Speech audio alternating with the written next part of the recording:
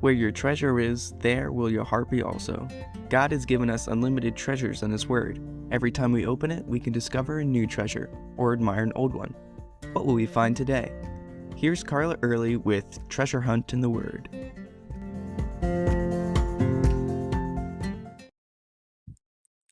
Have you ever heard of the Rechabites in the Bible?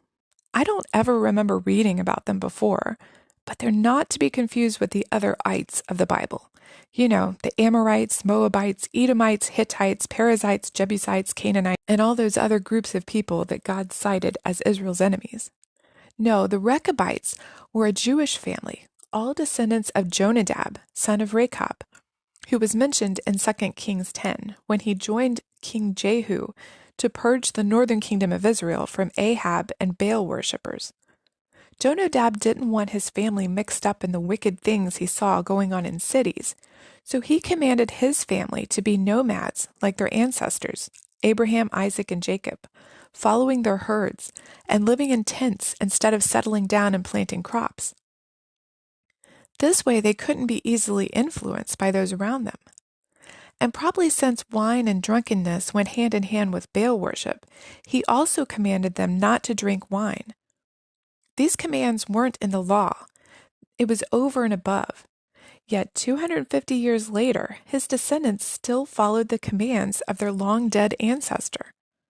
God saw their faithfulness and used them as a parable of sorts for Judah in Jeremiah 35. The Lord told Jeremiah to invite one of the Rechabite families who had taken shelter in Jerusalem to the temple. There he placed before them wine and told them to drink. Jeremiah had a reputation of being a godly prophet. What he said came from God, yet the Rechabites refused to drink the wine, as God knew they would. Here's their reasoning. Our forefather told us not to, and for 250 years we've been faithful to obey him, so we won't drink your wine. The Lord knew that they would refuse, and he used them as an example of faithfulness and true devotion, in contrast to the people of Judah. The Rechabites not only continued to be faithful to the Lord, but they also obeyed their ancestor who had been dead for generations. The people of Judah weren't being faithful to God, who was alive and well, and who'd sent prophets and spoke to them consistently for 800 years. The example of the Rechabites should have shamed Judah into obeying the Lord.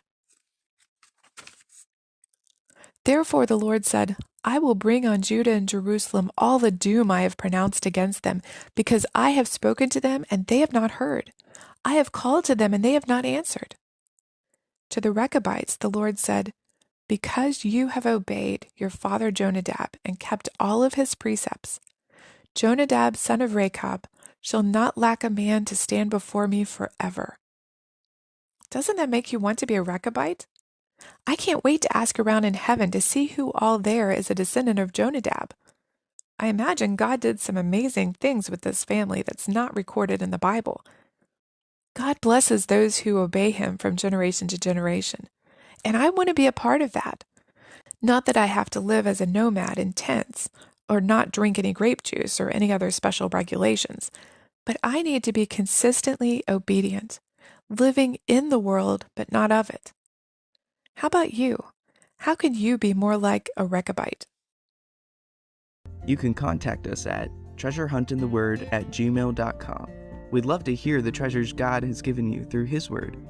You can listen to other episodes at our website, which you can find in the description below. Thanks for listening, and remember, where your treasure is, there will your heart be also.